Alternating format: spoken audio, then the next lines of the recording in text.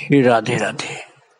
भक्तों, आप लोग स्वामी ब्रह्मानंद जी का चरित्र श्रवण कर रहे थे, जो कि पहले राखाल नाम से संबोधित किए जाते थे और रामकृष्ण परमहंस के सेवा में रहते थे। वो उनको अपना मानस पुत्र कहते थे और जब सन्यास उनका हो गया तब स्वामी ब्रह्मानंद नाम हो गया, पहले राखाल नाम था।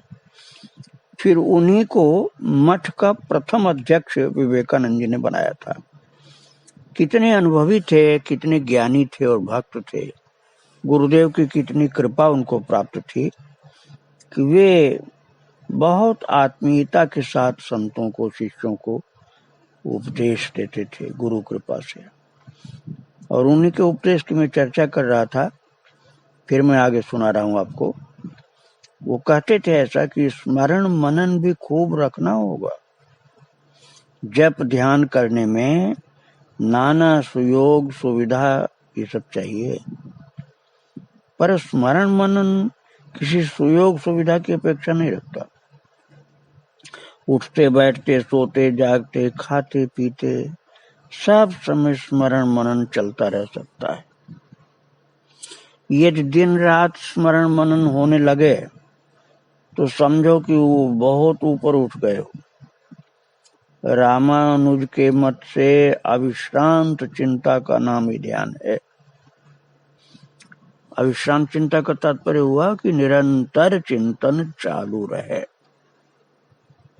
रामानुजाचार्य जी के सिद्धांत से वो ध्यान है।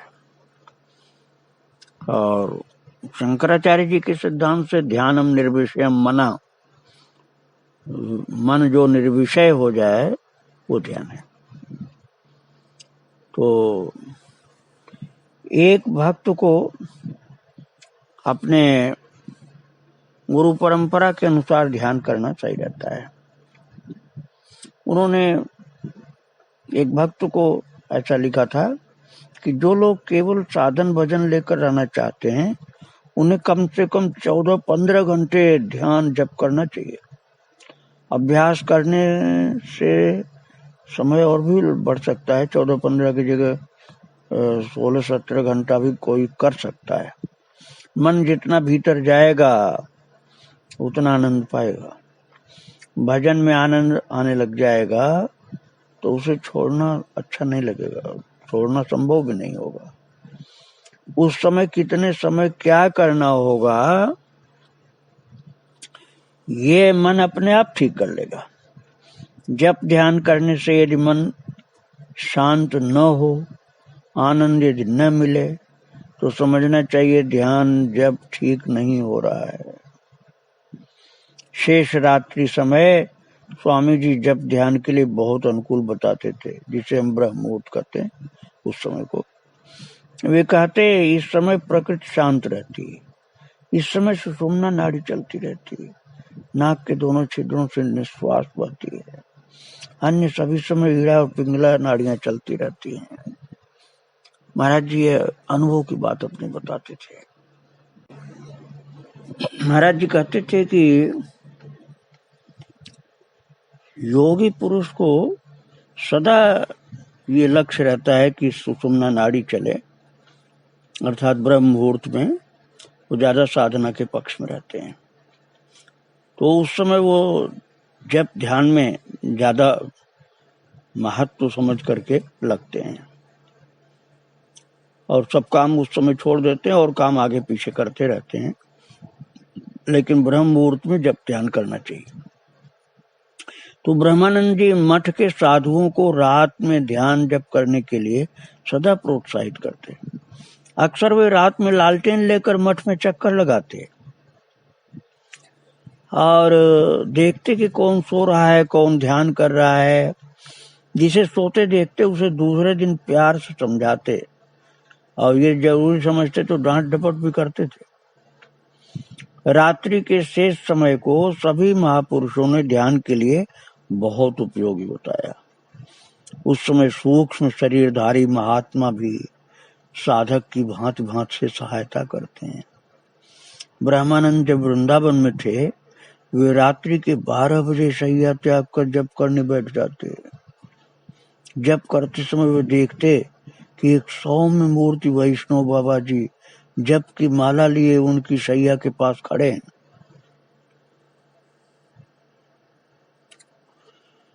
और एक दिन शरीर क्लांत होने के कारण रात्रि 12 बजे उनकी निद्रा भंग नहीं हुई।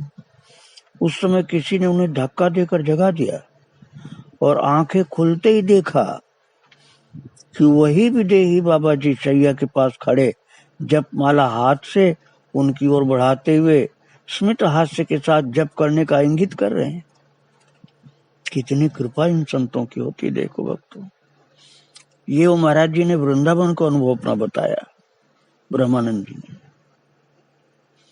और मठ के तरुण साधक सन्यासियों को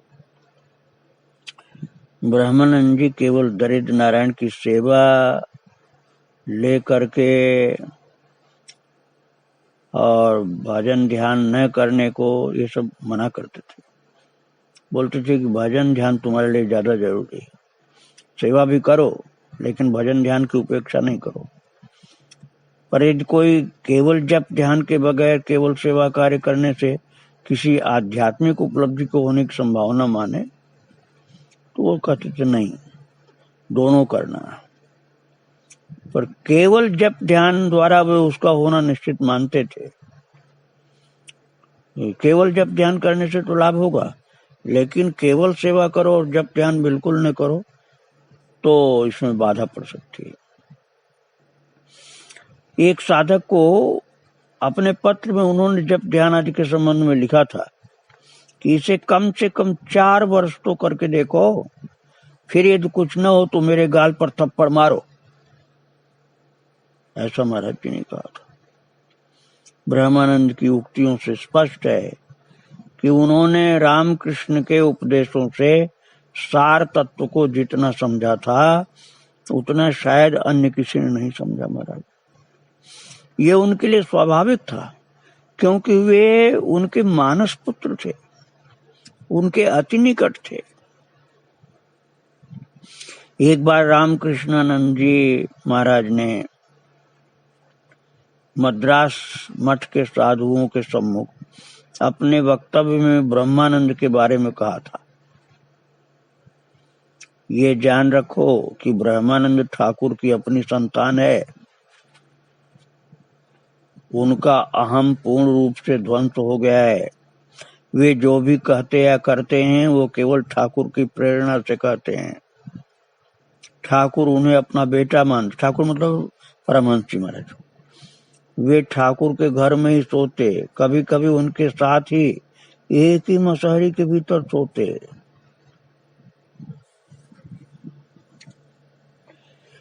ठाकुर रामकृष्ण परमहंस की तरह ब्रह्मानंद जितना प्रेम भक्ति पर बल देते उतना ज्ञान कर्मादि पर नहीं देते थे।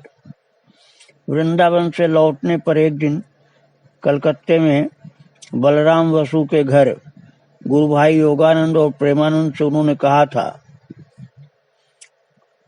उन्होंने कहा कि ठाकुर की कृपा से मैं वृंदावन में परमानंद भोग कर रहा था, वहां से चला आया हूँ मठ के सब साधु सन्यासियों की सेवा करने के उद्देश्य से, जिससे उनके भीतर ठाकुर के प्रेम भक्ति का भाव विकास हो और उन्हें देख करके ठाकुर का स्मरण सबको हो। प्रेम भक्ति के प्रसंग में एक बार उन्होंने एक भक्त को लिखा था कि भगवान से जो प्रेम करता है उनके लिए जो सब कुछ त्याग देता है उसका भगवान के ऊपर विशेष जोर रहता है। माँ बाप और आत्मीय स्वजनों पर जिस प्रकार जोर रहने के कारण बालक उनसे प्यार भरी जिद करता है, वैसे ही भगवान से भक्त जिद करता है, भगवान दर्शन दो, तुम्हें दर्शन देना होगा। भगवान उसकी पुकार सुनकर दौड़े चले आते हैं, उसे गोद में भर लेते हैं, उसकी गोद में महाराज खुद चले जाते हैं, कभी उसको गोद में लेते हैं। उस आनंद के आगे और सब कुछ आनंद तुच्छ है। ठाकुर के ही समान ब्रह्मानंद निराकार की अपेक्षा साकार पर अधिक बल देते थे। वे कहते, देह है एक मंदिर जिसमें ठाकुर प्रतिष्ठित हैं। ध्यान करते करते जब मन स्थिर हो जाता है तब इष्ट के दर्शन होते हैं। पहले ज्योति के दर्शन होते हैं, फिर ज्योतिर्घन रूप इष्ट के होते हैं। और ज्योति के दर्शन मात्र से हृदय में जिस निविड़ आनंद का संचार होता है उसे छोड़ मन आगे नहीं बढ़ना चाहता। उसी को शेष दर्शन या अनुभूति मान लेता है। पर दर्शन का क्या अंत है कोई? वो तो अनंत है। जितना भी आगे जाओ अनंत अनंत। कुछ लोग मानते हैं कि जहां जाकर मन का विकल्प समाप्त हो जाता है वहां शेष है, पर कुछ लोगों के अनुसार वहां शेष नहीं है, वहां तो आरंभ है। ऐसा अनुभवी संतों का भाव है। भक्तों, गुरु की आवश्यकता के संबंध में ब्रह्मानंद कहते हैं कि चोरी करने में भी एक गुरु की आवश्यकता होती है। ब्रह्म विद्या लाभ करने में होगी नहीं क्या? क्यों नहीं होगी? एक छोटे से काम को सीखना पड़ता है गुरु से, तो ब्रह्म विद्या प्राप्त करने में क्यों नहीं होगी गुरु की आवश्यकता? जो गुरु नहीं करना चाहते वह अहंकारी लोग होते हैं। गुरु वाक्य में विश्वास कर निष्ठा सहित भजन किए बिना कुछ नहीं होता। गुरु वाक्य में विश्वास कर पड़े रहने से सब हो जाता है। गुरु वाक्य में विश्वास न हो तो केवल मंत्र तंत्र से कुछ नहीं होता। बिल्ली के बच्चे की तरह गुरु पर भरोसा करके पड़े रह सकते हो। गुरु जब जैसी आवश्यकता होगी स्वयं कर लेंगे। गुरु को दायित्व बोध है। उन्हें तुमसे अधिक तुम्हारी चिंता है। 16 आना उन पर निर्भर कर सकते हो। निर्भर रहना भी चाहिए गुरु के ऊपर। साधना करो और विश्वास आश्रय गुरु को करो।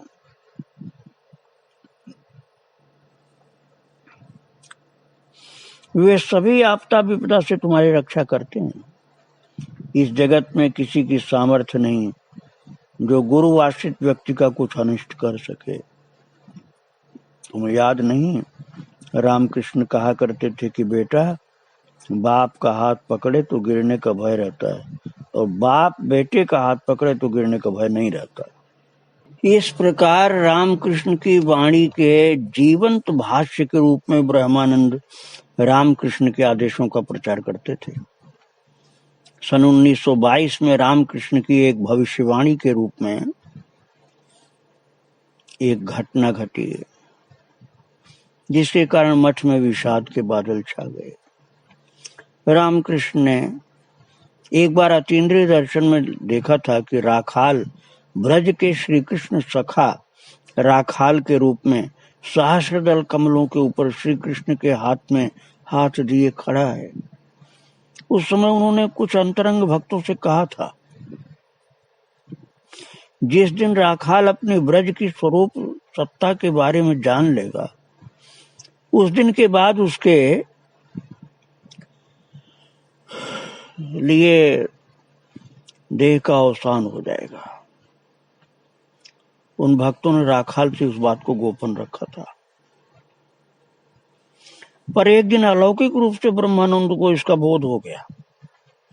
उस दिन वे ठहरे हुए थे कलकत्ता के बाग बाजार स्थित बलराम बसु के मकान में, जो सदा ही रामकृष्ण और विवेकानंद आदि भक्तों का प्रिय स्थान रहा। ये लोग वहां रुका करते थे। और सवेरे सवेरे उनके दर्शन करने आए रामकृष्ण के भतीजे रामलाल चट्टोपाध्याय। रामलाल को देखते ही ब्रह्मानंद की पुरानी स्मृति जाग पड़ी। रामकृष्ण जो रसालाप करते, नाच गा करके जो हास्य रंग करते, उसका दोनों मिलकर अनुकरण करते और हंसी का फव्वारा छूट पड़ता। उस दिन भी ऐसा हुआ। उस परिवेश में मत तो ब्रह्मानंद ने राम लाला से कहा, रामलाल आज संध्या समय तुम टप वाली सज करके टप कीर्तन गाना, बड़ा आनंद आएगा। हाँ, आज ही करना है। और रामलाल ने कहा, महाराज ये तो मठ नहीं, गृहस्थ का घर है, घर में स्त्रियां हैं, वे क्या कहेंगी? पर महाराज ने एक न सुनी। उन्होंने भक्तों से कहा, रामलाल को कीर्तन वाली के वेश में भली प्रकार सजा देने को। और भक्तों ने बलराम बसु के घर की महिलाओं से रेशमी साड़ी और गहना आदि लेकर रामलाल को नारी वेश में सजा दिया। हाल में कीर्तन करने वाली का नृत्य कीर्तन देखने के लिए भक्तों का जमाव हुआ। स्त्रियां चीकों के भीतर से रंग देखने को एकत्र हुई। रामलाल ने कीर्तन वाली के वेश में नृत्य के साथ गाना आरंभ कर दिया। एक टप्पा जिसमें ब्रज गोपियां कुरुक्षेत्र में कृष्ण से ब्रज चलने का आग्रह कर रही हैं कि अब तुम हे कृष्ण कुरुक्षेत्र आए हो, अब यहां से ब्रज चलो। पर आग्रह करते करते संकित होकर कहने लगती है, आगे राखाल दिले एखन राजा है। बंगला में है भक्तों। छो अर्थात पहले तुम राखाल ग्वाला थे। राखाल शब्द का अर्थ ग्वाला होता है भक्तों। बंगला में शब्द राखाल है, वो राखाल शब्द का अर्थ है ग्वाला। और ये जो ब्रह्मानंद जी महाराज थे, ये पूर्व जन्म में भगवान के ग्वाला सखा थे, ग्वाल सखा। यही बात रामकृष्ण परमहंस उनके सामने नहीं करते थे। कहते थे कि जिस दिन इसको अपने पूर्व जन्म को याद आ जाएगा कि कन्हैया का ग्वाला था, बस उस दिन ये आज का स्वरूप भूल जाएगा।